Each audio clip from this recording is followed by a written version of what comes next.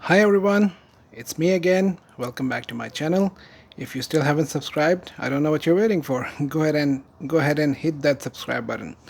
So, what do I have for you today? As you can see, it's a new MSI laptop. In this case, it's the Vector GP66. So, why did I buy this?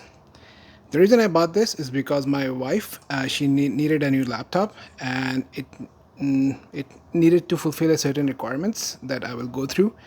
But yeah, this seemed to be within our budget, and yeah, it seemed to be a good laptop. So how much did I pay for this? Interesting thing, I bought this open box from one of the big box retailers here in Canada. Their name is Canada Computers, and I ended up paying around 1,440 Canadian dollars before taxes.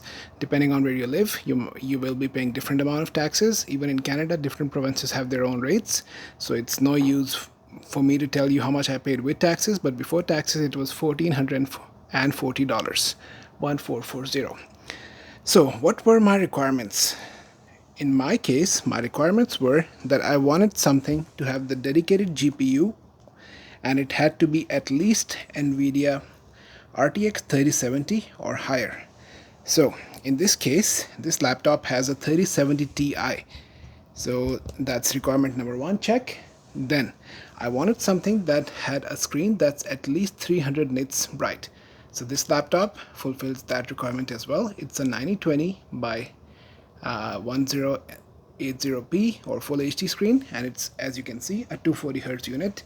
So that's my next requirement. It's going to be, it needed to have at least a 12th gen Intel processor.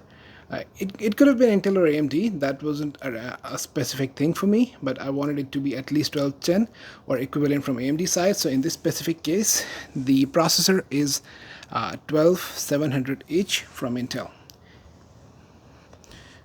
So it has a bunch of ports. It has everything that I needed. It doesn't have Thunderbolt. It has a bunch of USB-A ports, HDMI, 2.5 gigs Ethernet, DisplayPort.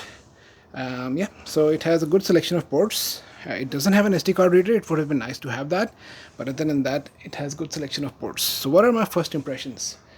The speakers are very nice. They have a full sound. The performance is nice and stable. I've run some benchmarks, so I don't have any reason to not like the performance on this machine.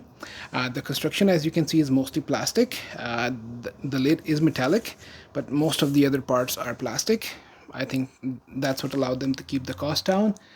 And the trackpad is just okay. I know gamers don't usually use trackpad. They use external mice, but it would have been nice to have a better trackpad. And there's too much resistance. It's not big enough, and it's kind of clunky if you can hear it. So, am I keeping it or not?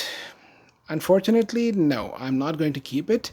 I wanted one more thing from my laptop. That's kind of a big deal. It might not apply to you, but it does for me, that I wanted my laptop to have the ability to take charge from USB-C. So it does have a USB port, and you can use it to send display out, but in this specific case, this laptop does not allow charging from USB-C. Now hold on, I hear what you're saying. USB-C can at most send out, as of right now, 140 watts.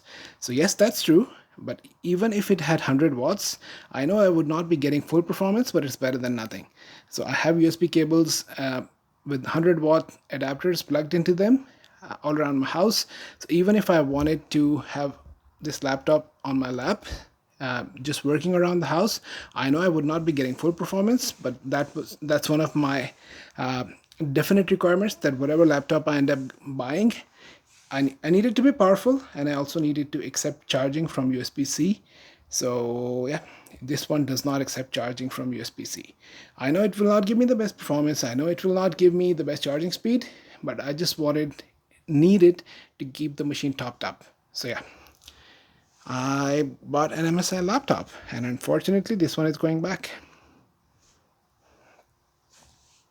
Alright, see you in another video. Take care, bye.